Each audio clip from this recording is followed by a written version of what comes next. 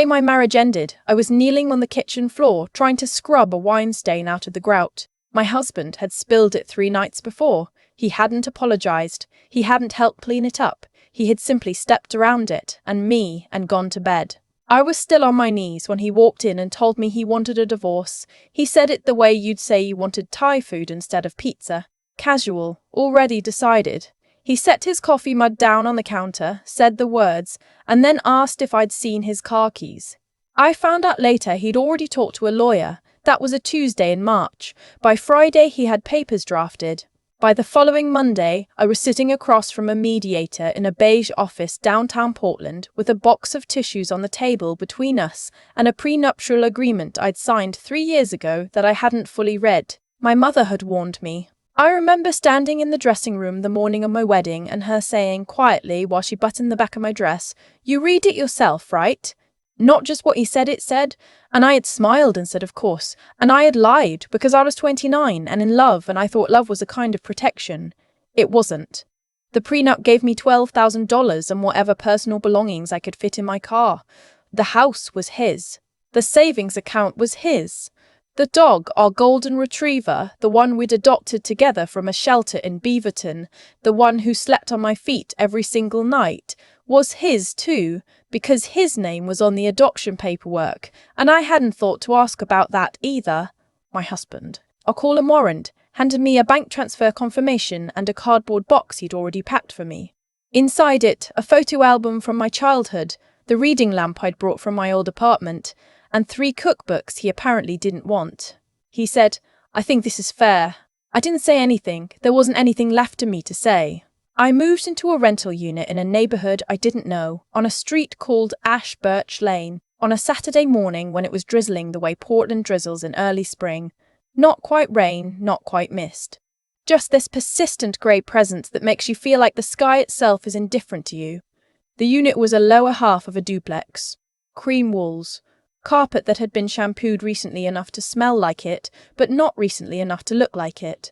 A kitchen window that faced the neighbour's fence. A backyard the size of a parking space with a single concrete planter box that someone had left behind, cracked down one side, still holding the dried remnants of what might have once been herbs.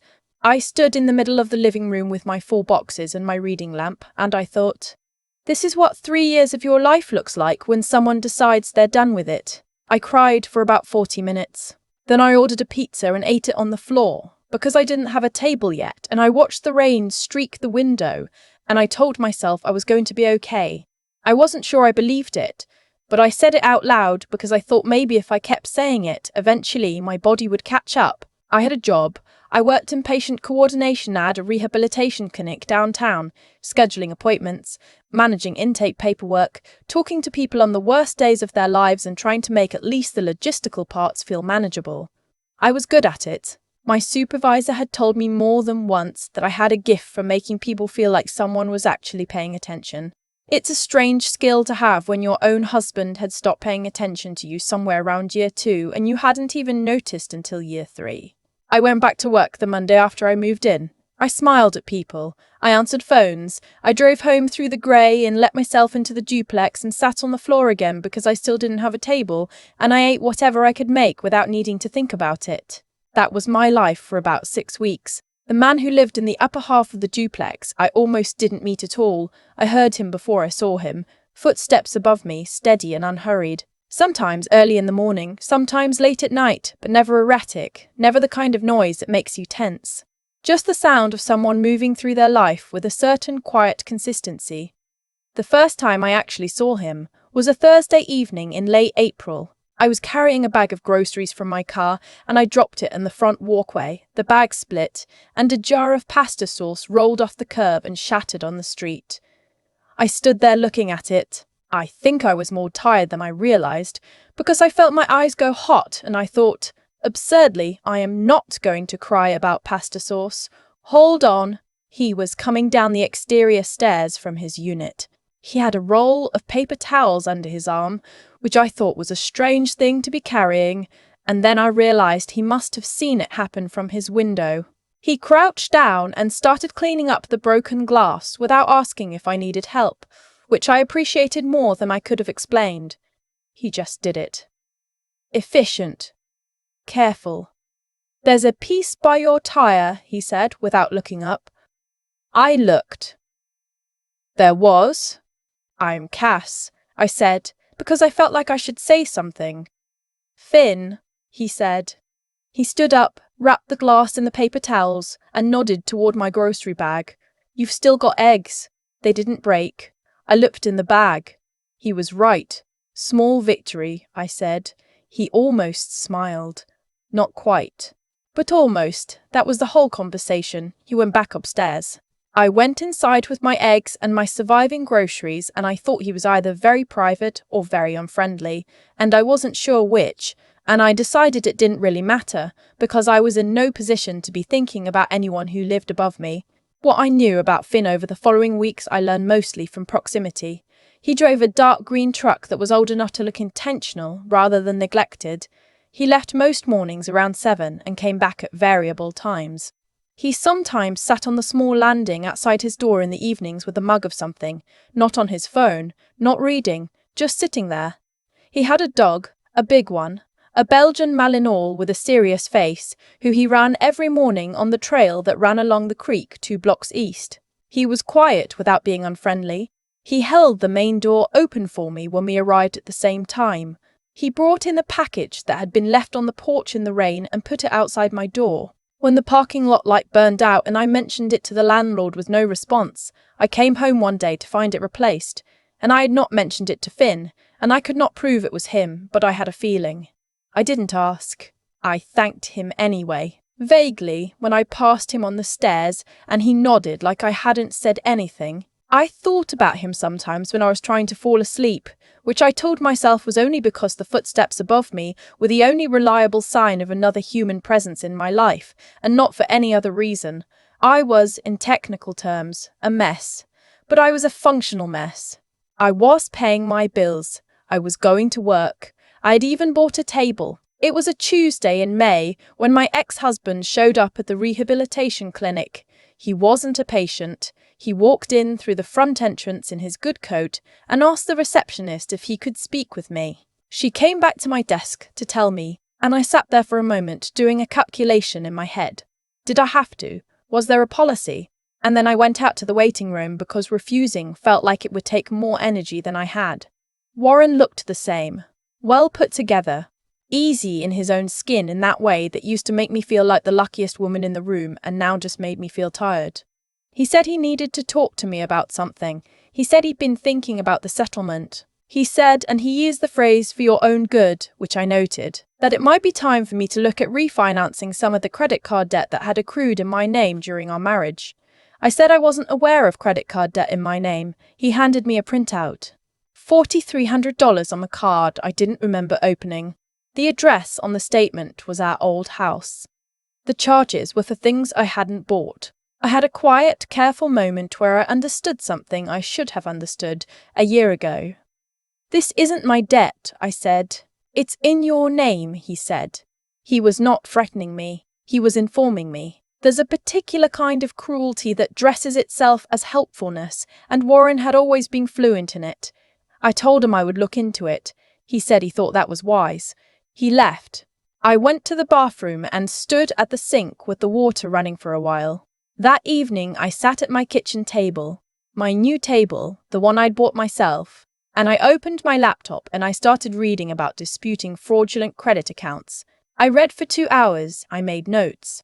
When I looked up, it was past 9 and the light above me was on and I could hear, faintly, the sound of Finn moving around his kitchen. There was something steadying about that. I don't know how else to explain it. The sound of someone else existing, nearby, going about their evening. I was not alone in the building. That was something. I disputed the account the next morning. I filed the paperwork online, certified mail, and followed up by phone during my lunch break, walking in circles around the block outside the clinic with my notes in my hand. The representative I spoke to was patient with me. She walked me through the process. It would take 30 to 60 days, but she said the documentation I had looked solid. I called my mother that evening and told her most of it. I didn't tell her about Warren coming to my office, because I knew how she'd respond to that, and I didn't have the bandwidth for her worry on top of my own. She said, "Are you eating?" I said, "Yes." "Are you eating things that aren't toast?" I said sometimes. She laughed, which made me laugh, which was the first time I'd laughed in probably 2 weeks. And when I hung up the phone, I sat at my table for a minute and let myself feel something that wasn't quite grief and wasn't quite relief and was maybe just the particular exhaustion of surviving something you hadn't finished surviving yet. I ran into Finn on the stairs the next morning. He was heading down with his dog. I was heading up with a dry cleaning bag over my arm. We did the sideways shuffle you do in a narrow stairwell, and he said, "Morning," and I said, "Morning," and then he looked at me for a moment like he was going to say something else. He said, "You okay?" I opened my mouth to say yes, automatically, the way you do, and then I closed it again. "Not especially," I said, "but I will be." He nodded. No follow-up questions. No platitudes. Just a nod, like he'd heard that kind of answer before and knew what to do with it. His dog looked up at me with enormous gold-brown eyes. "What's her name?" I said. "His," Finn said. "Kodiak." "Hi, Kodiak," I said. Kodiak regarded me seriously, then looked away, which felt appropriate. I don't know exactly when the balance shifted. It wasn't one conversation or one day. It was more like what happens when you're watching clouds. You don't see them move, but you look away and then look back and they've moved, and the light is different, and everything has rearranged itself while you weren't paying attention. Finn knocked on my door one Saturday morning in early June. He said the couple downstairs from me, I hadn't known there was another unit below mine tucked at the back, had flooded their bathroom and it had been reported to the landlord. And he wanted to make sure I knew in case there were any issues with my unit's plumbing that I should document before they started repair work. I said I hadn't noticed anything. He said, "Good. Just worth knowing about." He was turning to go and I said, "Do you want coffee?" He turned back. "Sure," he said. He sat at my table with his hands around a mug and I realized I didn't know very much about him. I said so. He said that was fair. He had the kind of stillness about him where it didn't feel like he was holding something back so much as that he was just very comfortable with silence. And silence didn't mean empty. I learned he was from Montana originally, that he'd been in the army for 8 years, 2 deployments, that he'd been in Portland for about 3 years, working in private security consultation, vague on the details, which I didn't push on, because vague on the details seemed like a choice he'd made. I told him I was from Salem, that I'd worked in healthcare coordination for 6 years, that I'd been through a divorce that was finalized in April. He said, "I'm sorry." I said, "I'm getting there." He nodded at the wall above my table where I'd tacked up a postcard my mother had sent me from a trip she took last fall. A covered bridge in Vermont, the red kind, surrounded by the kind of fall colour that barely looks real. "Vermont?" he said. "My mum," I said. "She sent it before everything happened. I kept it because it made the wall look less blank." He looked at it for a moment. "It does," he said. That was June. By July, we had coffee on Saturday mornings regularly enough that it had become a thing. Not by agreement, just by pattern. By August, Kodiak had started waiting at the bottom of the stairs for me when he heard me come home, which Finn said he'd never done with anyone else, which I told Finn probably said more about the treats I kept in my jacket pocket than about me. Finn said, "Maybe. Maybe not." I thought about that for longer than was reasonable. I had also, by August, successfully had the fraudulent credit account removed from my name. The credit bureau sent me a letter that I read 3 times. $4,300, gone. Warren had apparently made an error. The card had been opened with my social security number, but registered to a billing address he'd used for a different purpose. And once that chain was visible, the dispute was clear-cut. I showed the letter to my mother on a video call. She cried a little.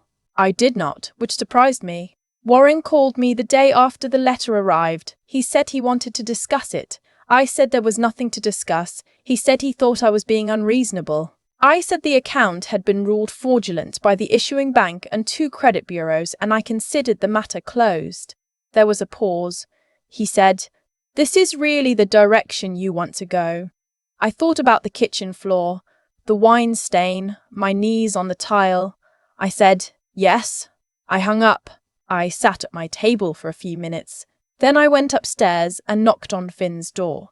He opened it. He looked at my face. "Everything okay?" he said. Yes, I said. And this time I meant it. I just didn't want to be alone in the building right now. Is that weird? He stepped back from the door. Come in, he said. I had not been in his unit before. It was the same layout as mine, but felt different. Quieter somehow, more deliberate. There was a large sectional sofa, and on one wall a set of topographic maps pinned side by side, the Pacific Crest Trail traced in pencil.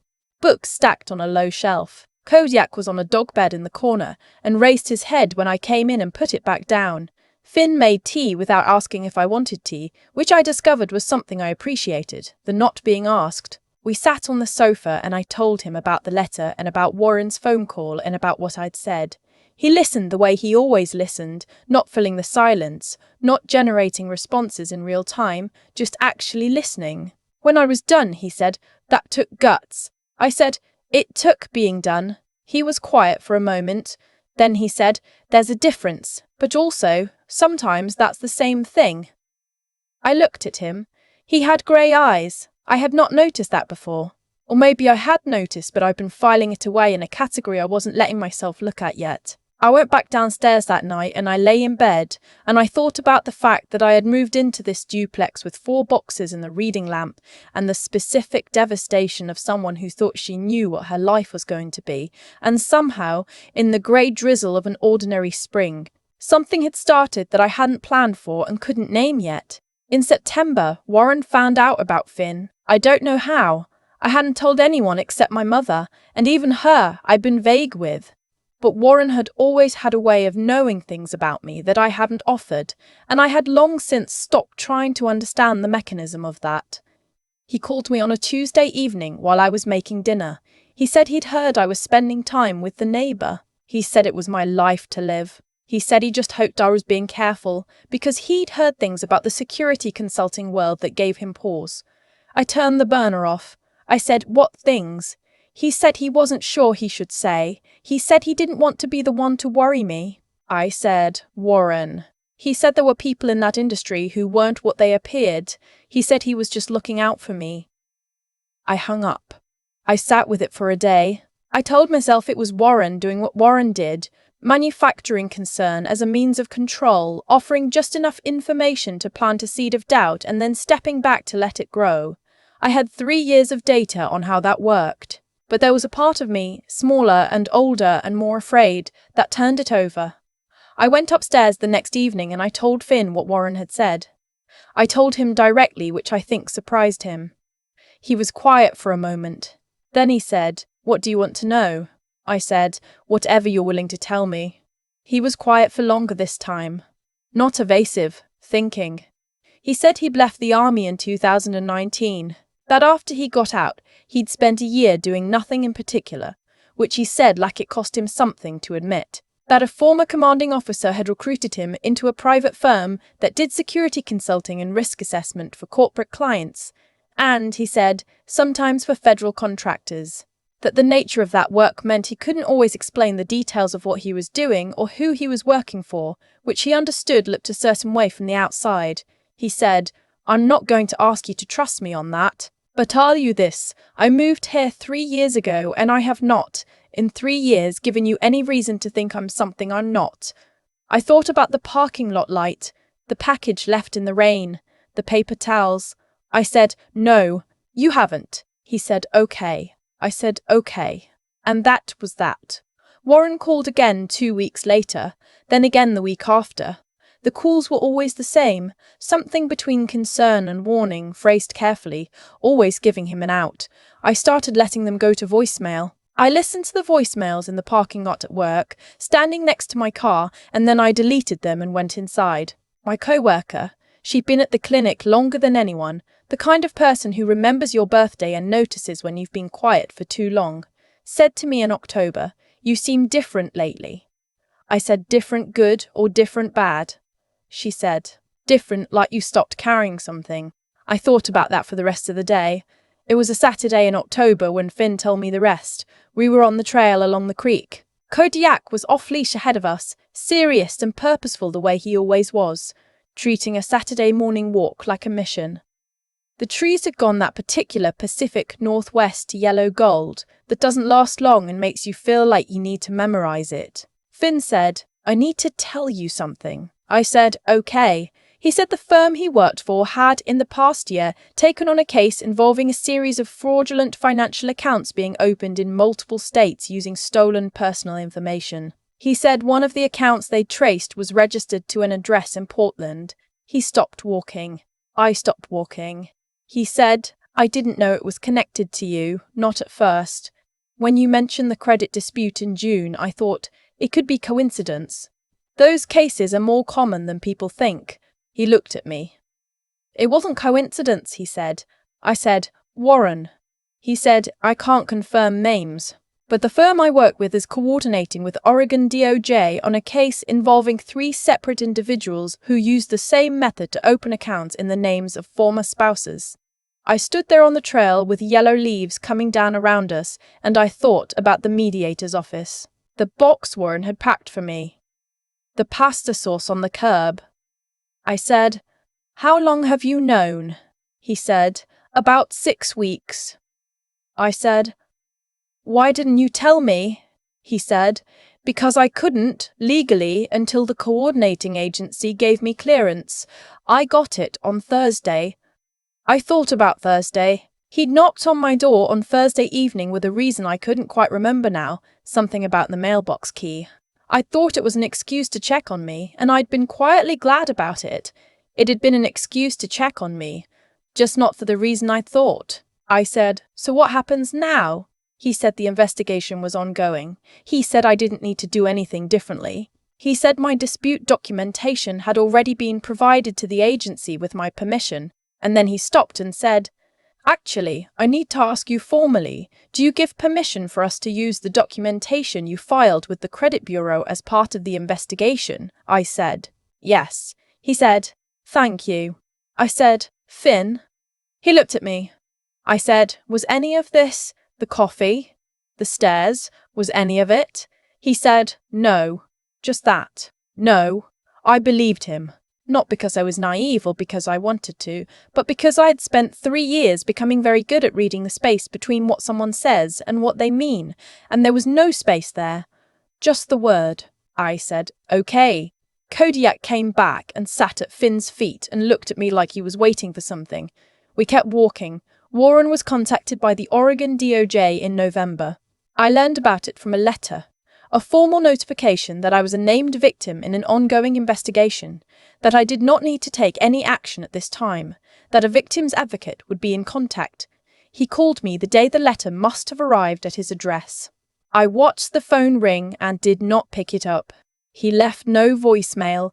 That was new. I filed it away. My mother called that evening and I told her the whole thing, finally, all of it. She was quiet for a long time, which is not like her. Then she said, "You're okay?" I said, "Yeah, I really am." She said, "And the neighbor, Finn?" I said, "Yes." She said, "Tell me about him." So I did. I don't know if I can explain what it looks like when something begins without fanfare. There's no moment I can point to and say, "Here, this was when it changed." It was more like a series of small, true things. The way he paid attention without making you feel watched. The way Kodiak had adopted me in his serious, matter-of-fact way, like a decision that had already been made. The way Finn had told me something difficult on a trail in October, and then not asked me to feel a particular way about it, just told me and let me stand in it. We went to dinner the week before Thanksgiving. A place in the Pearl District that Finn said his former CO had recommended and never stopped recommending. We sat at the bar and ate oysters and drank something with ginger in it, and talked about Montana and Salem and whether the Pacific Crest Trail maps on his wall were aspirational or memorial. He said, "Both, I think." I said, "That's honest." He said, "I've been trying to be." I said, "I noticed." On the walk back to the duplex, he took my hand, not with ceremony, just did it like it was something that had already been decided. It probably had been.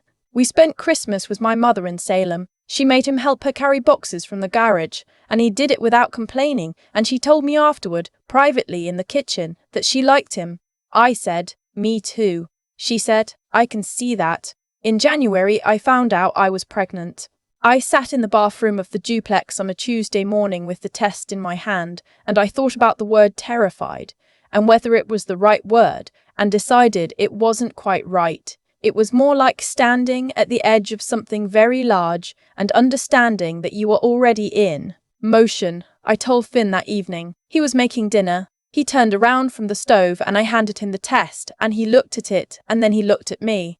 He said, "How are you feeling?" I said, "Scared." "Happy." "Mostly scared." He said, "That's fair." He put the test down on the counter and he came around and held me right there in the kitchen, and I cried into his shoulder for a while, the good kind of crying, the kind that makes you feel lighter instead of emptier. He said, "Against my hair, we'll figure it out." I said, "Yeah?" He said, "Yeah, my first OB appointment was in February." The clinic was up in the West Hills, clean and warm, with a sonographer who had the particular calm manner of someone who has spent a long time delivering news of all kinds and learned how to hold steady in all of it. She said, "Do you want to know how many?" I said, "How many what?" She turned the screen toward me. 2 heartbeats. I looked at Finn. He was looking at the screen. His jaw was tight in the way it got when he was trying not to show something, and then he stopped trying. "Twins," the sonographer said gently, like maybe we needed the word. We did. We sat in the parking lot of the clinic for 20 minutes, not saying anything, which was right, because there wasn't anything to say that was equal to the moment. Finally, Finn said, "We're going to need a bigger place." I laughed. It came out ragged and real, and I put my face in my hands. He said, "I'm serious." I said, I know. He found us a house in northeast Portland by April.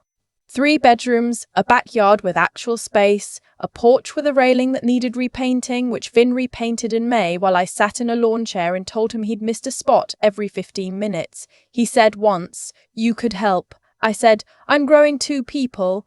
This is my contribution." He said, "Fair enough." Warren's case was resolved in June. He accepted a plea agreement, 2 counts of identity theft, financial restitution, and a period of probation. I received a letter from the victim's advocate office explaining the terms. The restitution amount was modest. I didn't care about the number. What I cared about was that it was done. My mother drove up from Salem when the letter arrived and sat with me at the kitchen table in the new house, and we had coffee, and she held my hand for a moment and didn't say anything, which was exactly right. The girls were born in August. We named them after places. The older one by 3 minutes is named after the River Valley in Montana where Finn grew up, and her sister is named for a small town in Oregon where I once stopped for gas on a road trip and thought, for no reason I could explain, I would like to come back here sometime. Finn held them both at once, one in each arm, in the hospital room with the late afternoon light coming through the window. And I watched him from the bed, and I thought about the stairwell on Ashbirch Lane and the spilled grocery bag and the paper towels and all the small things that had been the beginning of something I couldn't have imagined when I was kneeling on a kitchen floor, trying to clean up a stain that was never going to come out. Some things don't come clean. They just end. And then, if you're paying attention, something else begins.